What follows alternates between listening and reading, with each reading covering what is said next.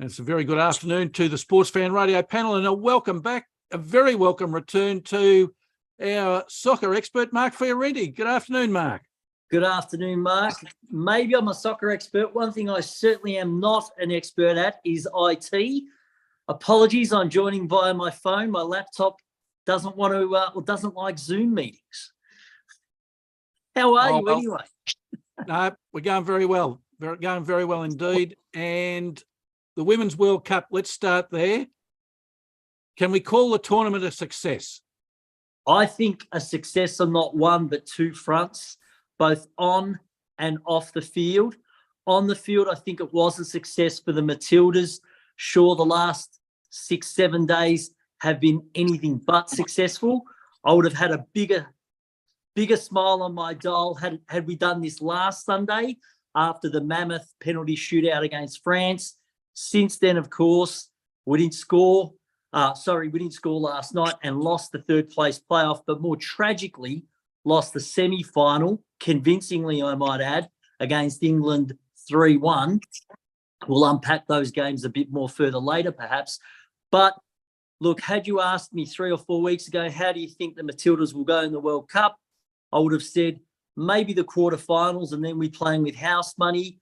But considering Sam Kerr, our star player's injury, she didn't play many minutes at all up until the semi-final. Considering Fowler was an unknown player 3 or 4 weeks ago, I'll divulge more about what I think about her shortly. I think it was a success.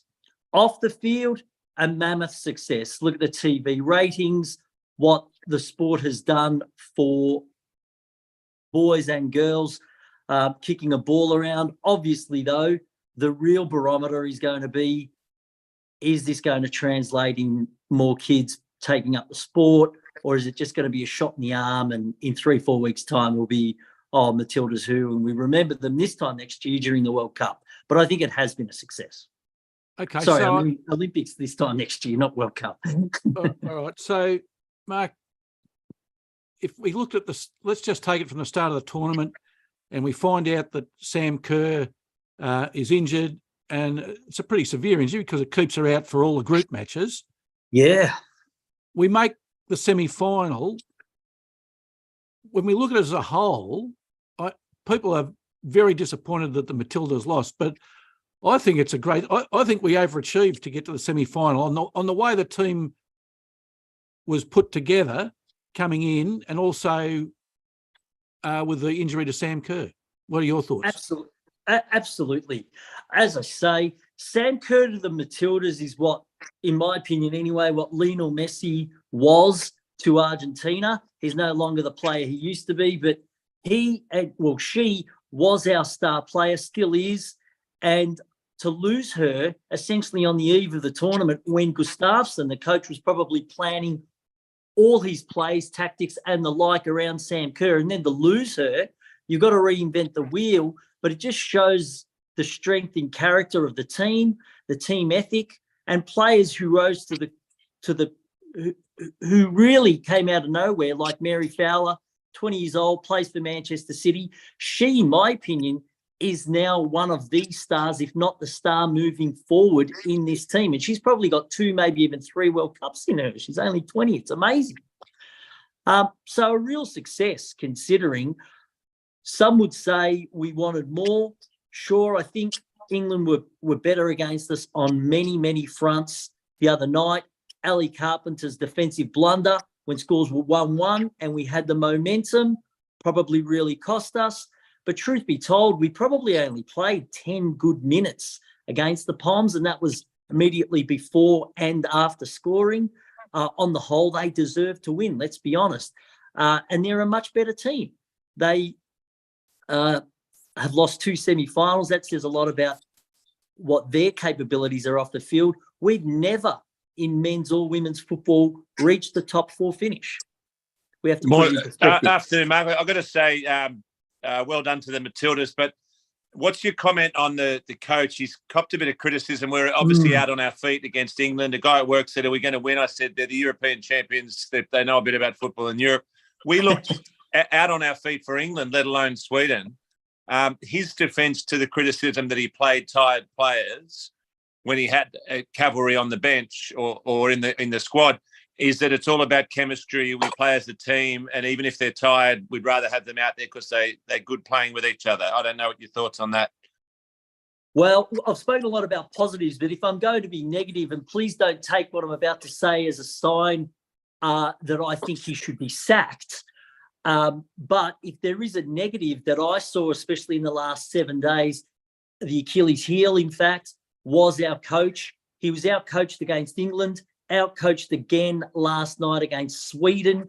Pre-tournament, he said things such as, or made declarations such as, it's going to take 23 and 23. The fact of the matter is, though, he didn't utilise the full squad. 6 players, in fact, of the squad logged 565 of 570 minutes available, which just goes to show he didn't really rotate. 3 players, Wheeler, Luke and Simon, didn't play or log any minutes at all in the tournament. And if you're going into a semi-final, if you look at previous winners, semi-finalists even, it's usually the squads and the squad depth that gets you there, and you need to utilise it, especially when you think about, again, sorry to labour the point, Sam Kerr not playing. So you really got to rely on the depth there, and he didn't really do that. And also, to elaborate on a point I made earlier, he got outsmarted not once or twice. Case in point, against England, it was apparent very early in the second half that we were being outnumbered in the midfield. They were outnumbering us 3-2 in the middle of the park, which meant Fowler, who was playing essentially as a second striker, was dropping deep to fill that hole. But in turn, that meant Kerr was playing against not 1, not 2, but 3 central defenders. England also played a 3-5-2 formation, which stretched the play, nullified our flanks. Players like Razo was doing essentially a defensive job when she's an attacking winger.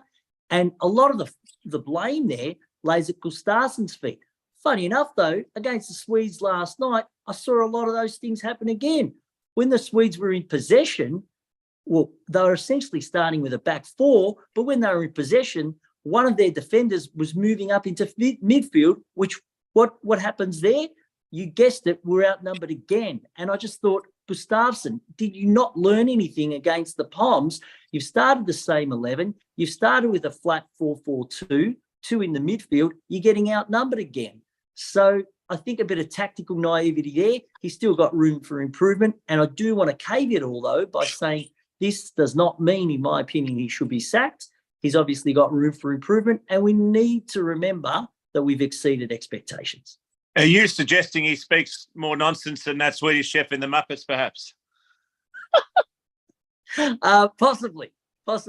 Maybe he just should take a look at the 23 players on his squad and utilise maybe more than 14 or so of them, because that's essentially all he relied on, 14, 15 players. You made a very good point. Playing 6 games in 3 weeks, it's not you really got to test the squad. It's a very good point, because I know in my sport, rugby league, it's not about your superstars. They're a given. And to get that far, you have a few superstars, but it's the players at the bottom of the list and not necessarily those wanting to come on. It's those in the tracksuit that can make the difference. I mean, even going back to, like, if you want to talk AFL, like Stuart Dew, with those 3 goals, I think he kicked about 10 in his career, didn't he? But it's moments like that you need magic from lesser known in your squad, which he just didn't use or didn't find. Or was scared to use and utilise.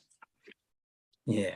So, Mark, what odds could I have got before the tournament for South Africa, Morocco, Jamaica and Nigeria all making the final 16? What odds could I have got? Retirement.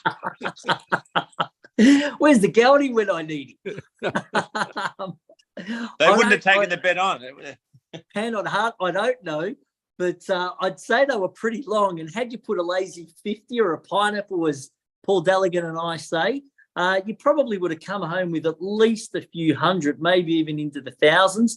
And if you wanted to spice it up, what odds would you have got on Germany not getting out of the group stage? Second-ranked Germany, I might add, or top-ranked US, Canada and Brazil, who are 6th, 7th, and 8th in the world, not doing much at all in the tournament. It was a tournament full of surprises, with those minnows getting out and with the big boys not getting out. Special point, Jamaica, ranked 43rd in the world. They needed a GoFundMe campaign to support their World Cup preparations. They didn't give up a goal in the group stage. Remarkable, in fact, wasn't it? So quite a surprising tournament for the big boys and for some of the lesser-known ones as well. We have to keep it in perspective as well. I watched before the tribute up at Brisbane there to the team, and our Commonwealth Sports Minister was speaking. And they crossed to the players, and whether they were hungover, but I could almost read their minds, is that it's great for the government to be riding on the back of this team's success, but they've thrown in $200 million. That's fantastic. That's to all women's sport.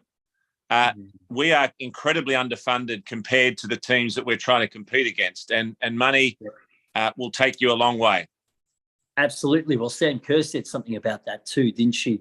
It's good to see they've thrown millions at this, but we're still behind the 8 ball in comparison to, say, the US, the Englands, the Swedens, and even the Spains of this world. Oh, and Germany, of course. So some way to go.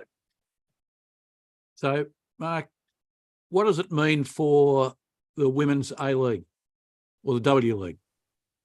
Well, you would hope that it's going to translate to more people going through the turnstiles, watching the matches, TV subscription increasing and the like. But I go back to that point I made earlier, or my fear that I made earlier, that in 3-4 weeks' time, people will be watching the EPL, the Champions League, men's competitions as well, I should add, and forgetting almost overnight the women and the women's leagues. I hope that's not the case. You hope that we can build on this momentum. Fortunately, I guess, the competition's only about 6 or so weeks away, so it's not that far away, I get. They're already advertising tickets, which I see for the Perth matches for the qualification for the Olympics, which is great. So they are getting onto it, and hopefully that's a big event as well. Oh, why not? Build on that momentum, as I say. We had 75,000 for the Sydney Games, especially against England. That was a bumper crowd. TV ratings went through the roof. Matildas jerseys sold more during this World Cup than Socceroos jerseys did at last year's World Cup. So you really do hope that they build on this huge momentum that they currently have. I see the first qualifiers against Chinese Taipei. There's a couple of billion people won't be watching that game, but we can hopefully try and head towards the rest of the world with the rest of the games. Let's hope so. Mark, the final today, Spain against England, European powerhouses. Who's going to win that one and why?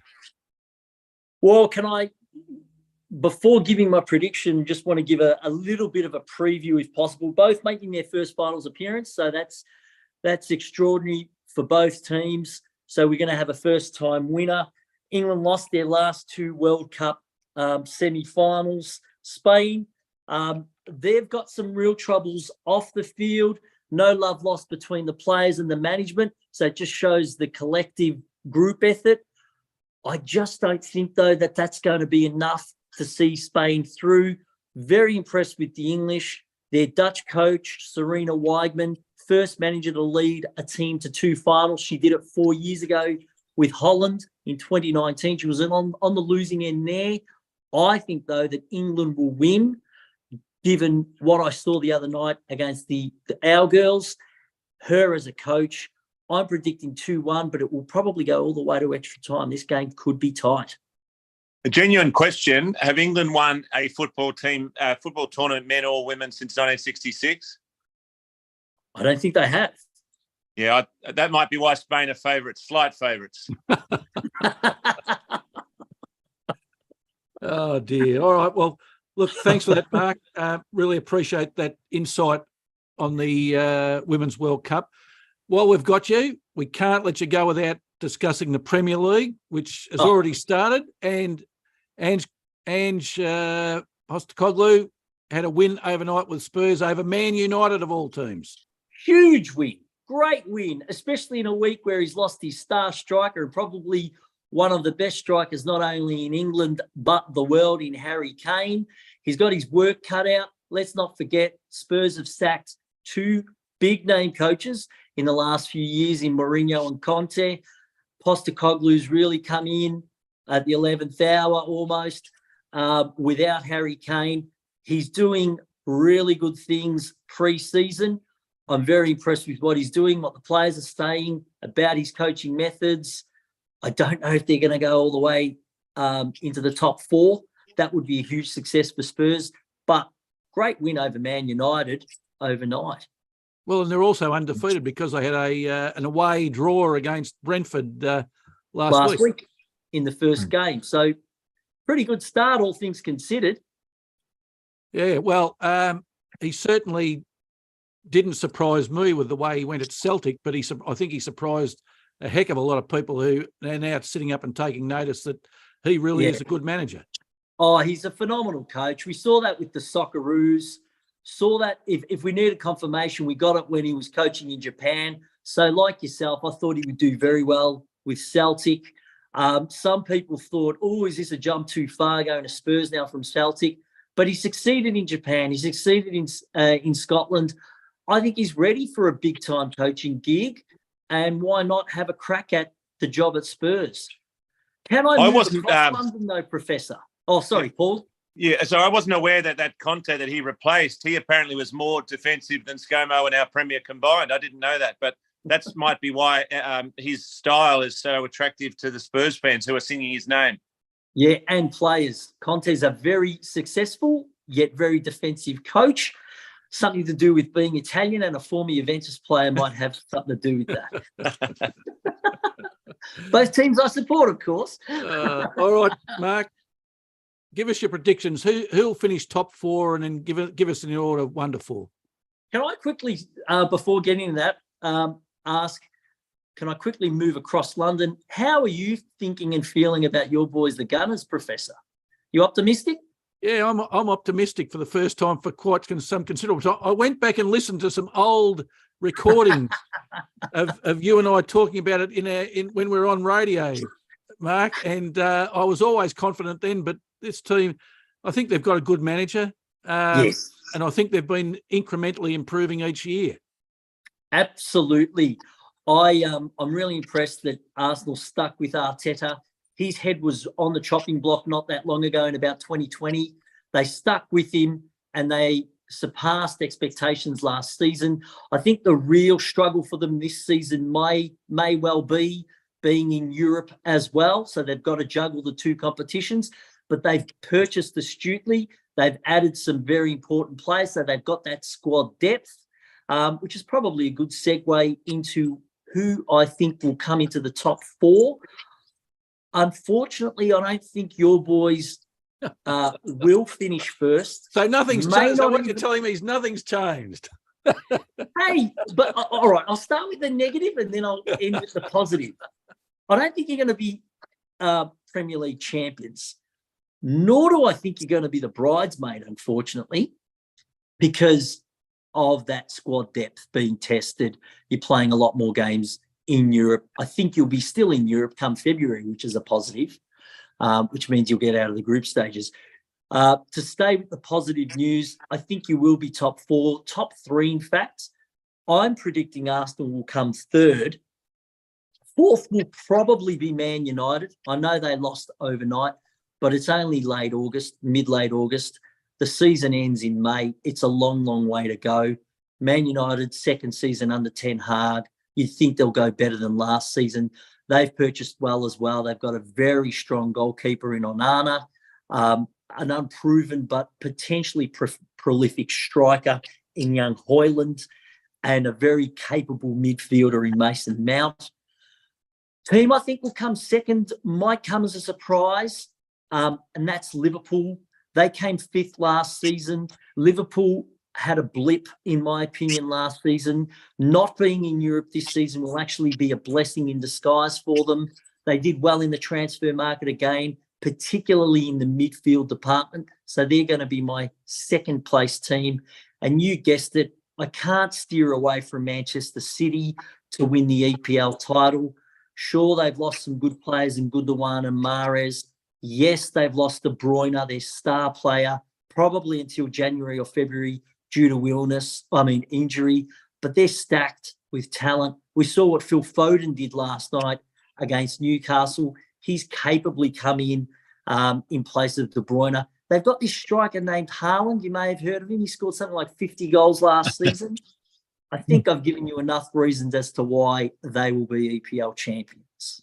So you don't think that AFC Richmond will be in the top 4? Different coach. No, Ted Lasso's team. Oh, Ted Lasso. Sorry.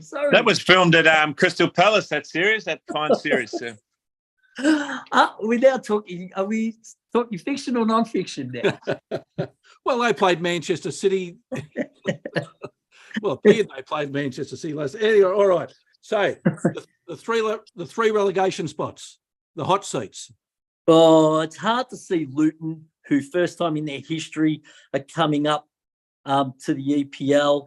Hard to see them staying up, unfortunately. I think they're going straight back down, along with Sheffield United and Bournemouth. Bournemouth especially were lucky to stay up last season. I'm surprised, in fact, they sacked their coach who kept them up. They're the three that will go down. Don't be surprised, though, if Everton is there or thereabouts again this season, though, which is remarkable considering their history. Tell me this, no Mark. Disrespect to Luton. I didn't know they had a team. I knew they had an airport there. Luton Town, there's some... Now, Paul, there's some... Oh, forgive me. There's some Australians who've played for Luton Town over the years, especially when they were in the first division of the old English Football League. Is that right, Mark?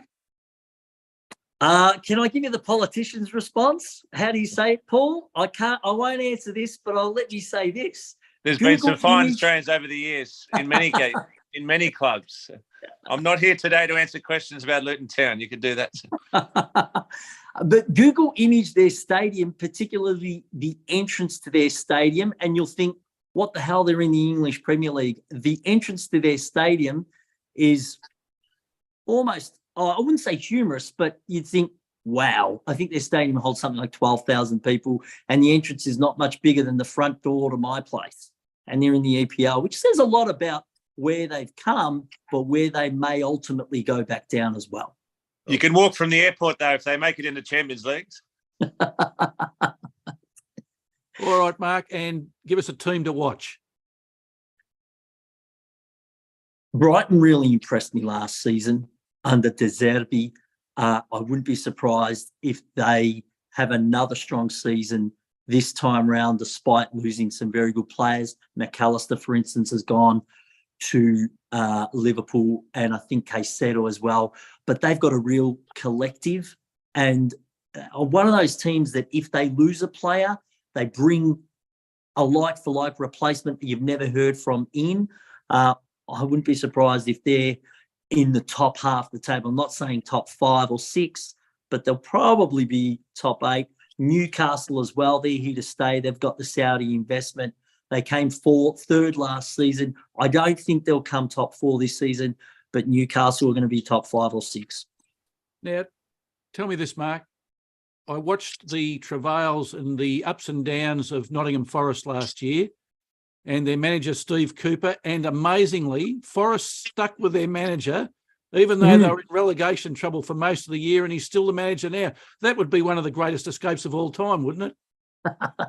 Instead, Steve McQueen died here.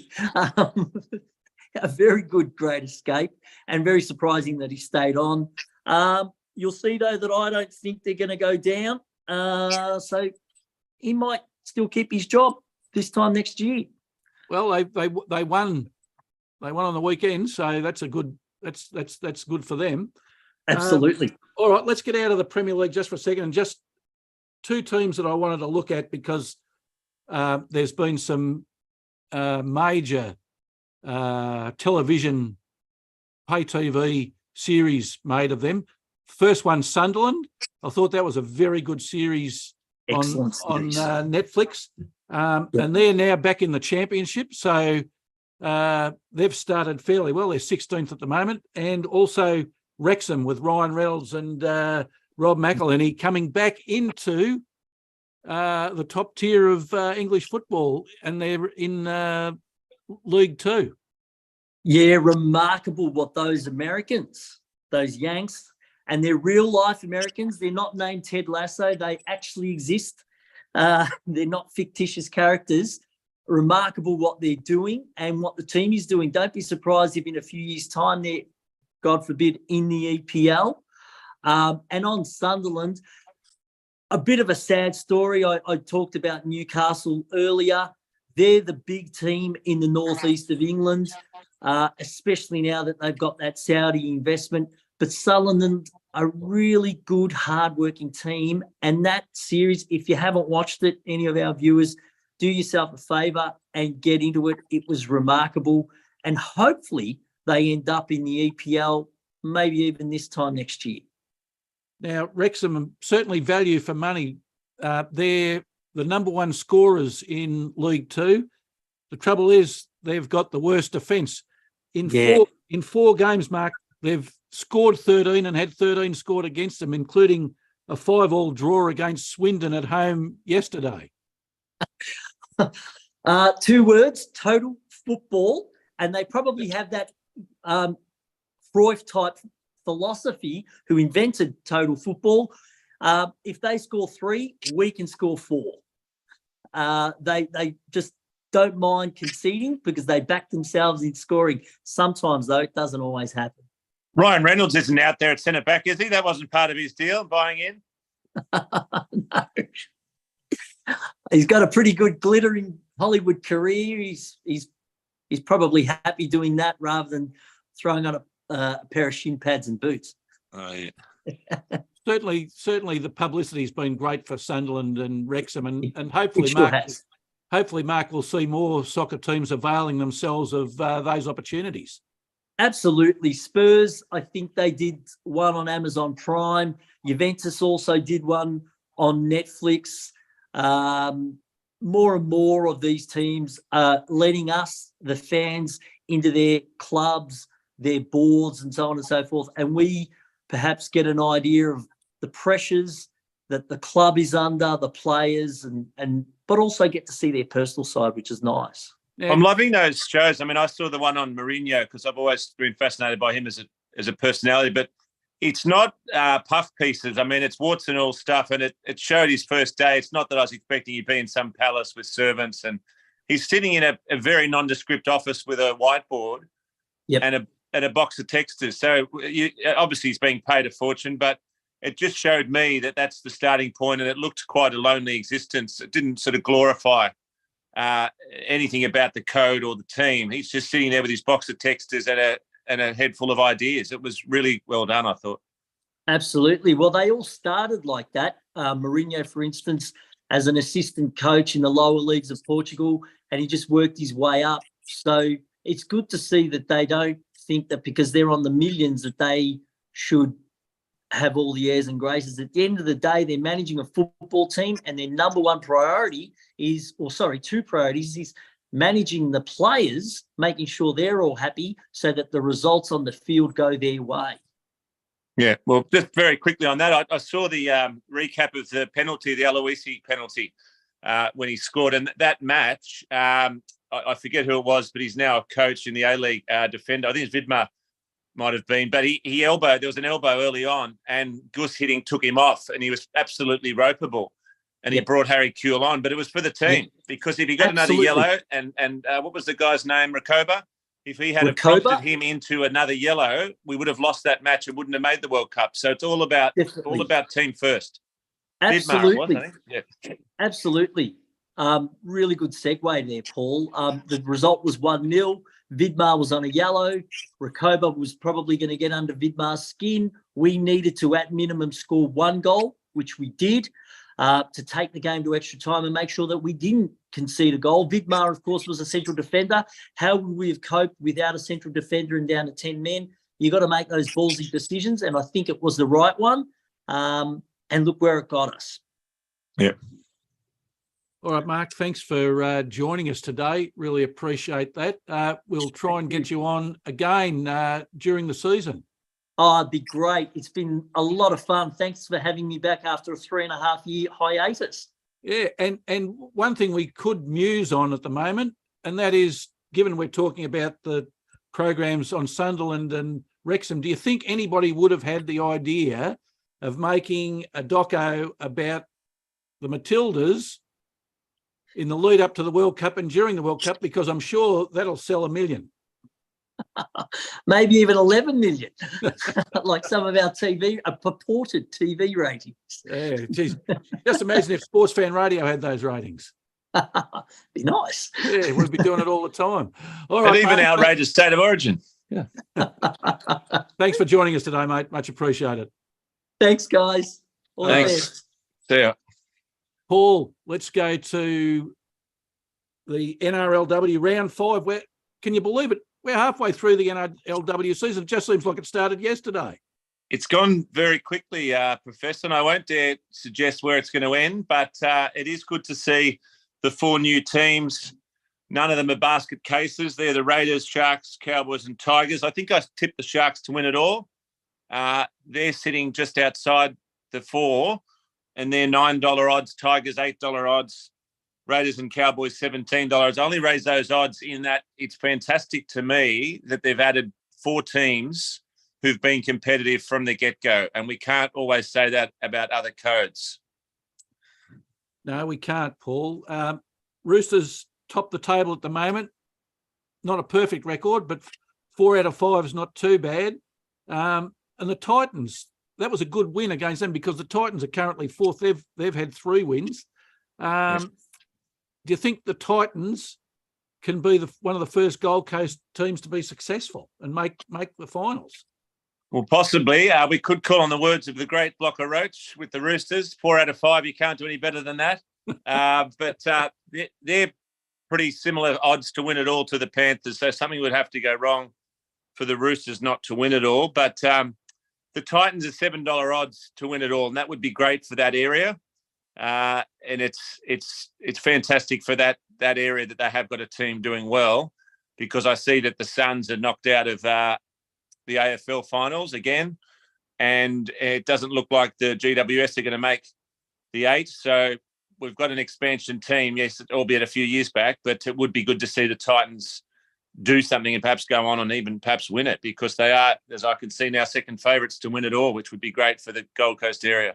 When we talk about the Roosters, certainly my player to watch for the season, Paul, is their 5'8" Taryn Aiken, who they got from the Broncos. She's having an electric sort of season so far.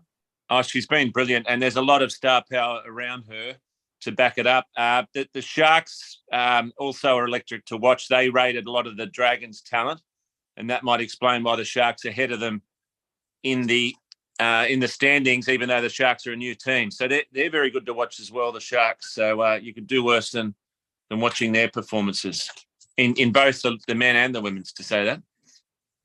Yeah, the game currently being played, Paul, it started at midday. The Broncos are leading the Knights 10-4 at the moment.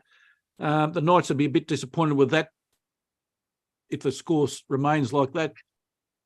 I was reading, because they're playing my Rabbitohs in the men's, and I've got the jersey on for luck.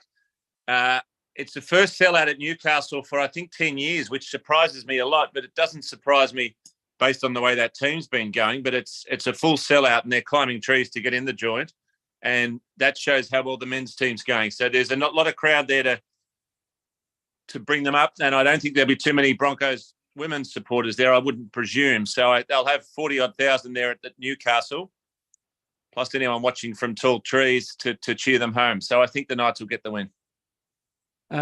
Raiders and Eels are the other game, played as the curtain raiser to the Raiders Bulldogs game. Yep. I don't think that one will be a sellout, but that's probably because the Bulldogs are playing down there. And it'll be about 2 degrees. It's the Raiders are specials there. That Eels have been woeful this year. I'm not sure what's gone wrong at Parramatta. It's a proud football area, but the Eels haven't done well in the men's or the women's this year, which is disappointing all round for the whole club. With each team playing each other once in the women's pool, and it only being a 10-game season, it's a little bit like the NFL, isn't it, where every game is an important must-win game. It is, and out of the 10 teams, there's only the Eels who are $50 odds to win it all. They're the only team who's a basket case. So halfway through, there's only the Sportsfan Stan Red Pen has come out through 1 out of the 10 teams, which shows it's a very close comp. And as you say, every game means something. Unlike the NRL, Paul, and we might switch sexes here, where the Red Pen's out through quite a number of teams. It is. I was just doing the maths. I think I've got 7 of the top 8 this year. I think that I had the Knights to make the 8. I'd have to go back and check my predictions. But the only big surprise, or the biggest surprise of the year is the Warriors. And they're sitting nice and pretty at third in the ladder. So that's a very good thing for rugby league in New Zealand. They've really surprised a lot of people, and it's been great to watch them. We talked about it earlier with Mark Fiorenti's segment, and it's on the back of their defence. They've always had a good attack, the Warriors, but they've often scored 24 and let in 26 or more. So they've really done well, the Warriors. And I think there's been talk about Ross Lyon being the coach of the year in the AFL. You'd have to be thinking that the Warriors coach would be up there for coach of the year honours in the rugby league side of things. Now, there's a logjam on the table, Paul, between 6th and 10th. 2 points separate 6th from 10th. So there's still a number of teams that could go in, and there's a number that could go out. There is, but I think the top 8 will be pretty settled. I just think the Roosters have got enough class to hold on. The Knights are going to hold on, I think, as well, and the Sharks. So that's unfortunately, I did put my limb out or legs out or neck out, and I suggested the Cowboys-Raiders grand final. So that's cricket score odds now. So that was a bit brave of me. But those 2 teams have dropped right off in the last few weeks, and the Eels won't make it. So I think that the Roosters will round out the 8. And the Knights in 7th place. I think that's where they'll finish. And the Rabbitohs will storm home into 5th. Sharks 6th, I'd say. Looking at the close loss by the Dolphins yesterday to West Tigers, Paul, it just looks like the Dolphins can't wait for the season to finish because I think they've run out of gas. Yeah, they're looking a bit like the Matildas the last 2 games. They've overachieved and they're tired.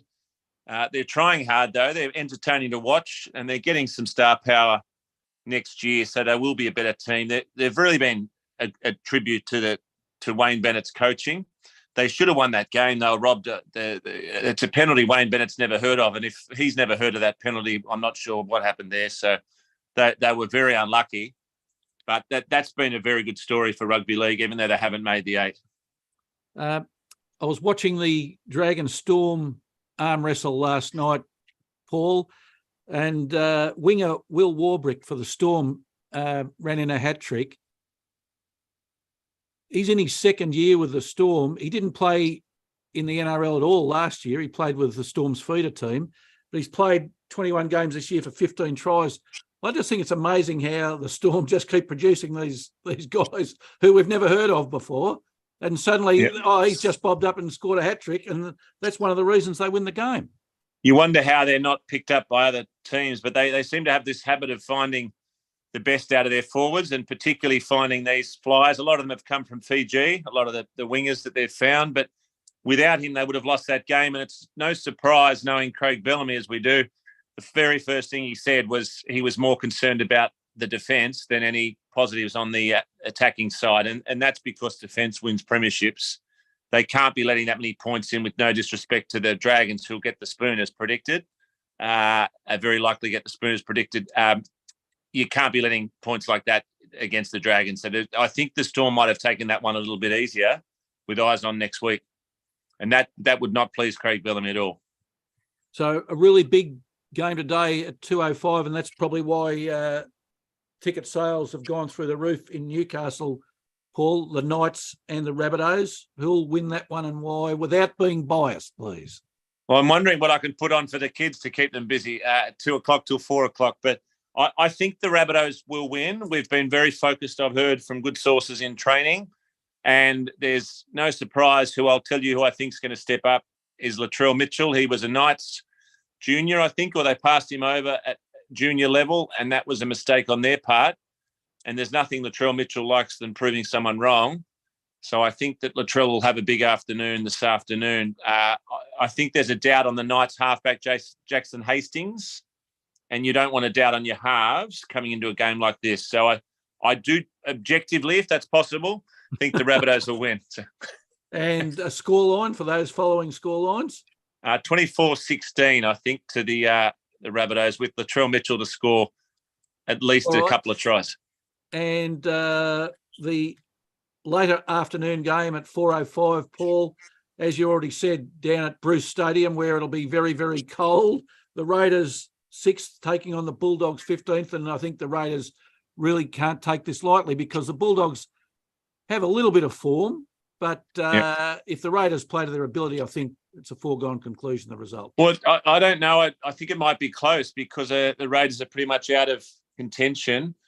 Teams, when they're already thinking about their end-of-season trip, you might see a surprise for some of the Dogs players playing for their contracts. I actually think the Dogs might sneak home now that the Raiders' season's officially over. I think they might have clocked off down there in the nation's capital.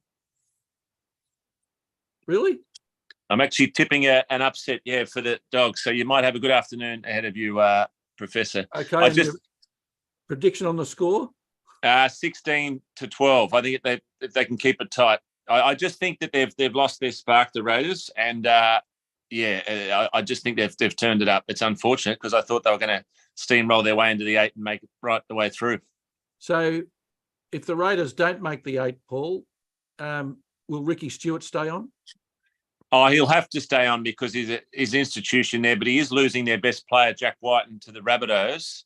I was pleasantly surprised that rather than being angry at that, the team seemed to fortify around Whiten, but now that's all seemed to have gone, that initial buzz. So I think Stewart keeps his job. You've got to look at the cattle that he's got there. It's not the best roster in the league by far. So I think he's done his best with that team, but he does need some injection of star power there. All right, Paul, thanks for talking rugby league, NRL and NRLW.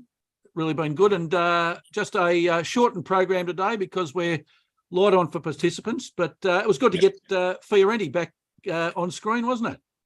Oh, it was good. And I didn't observe him sit on a fence either. So he looks like he's left the fence behind, which is, I love the man. So it's good. He was very forthright and he backed himself in on the judgments. So look at me predicting the Raiders and the Cowboys to play in the grand final when neither of them make the final. So you've got to have a view. Sometimes you even get it right. All right, Paul, thanks for that. And we'll talk to you again very soon. Good afternoon.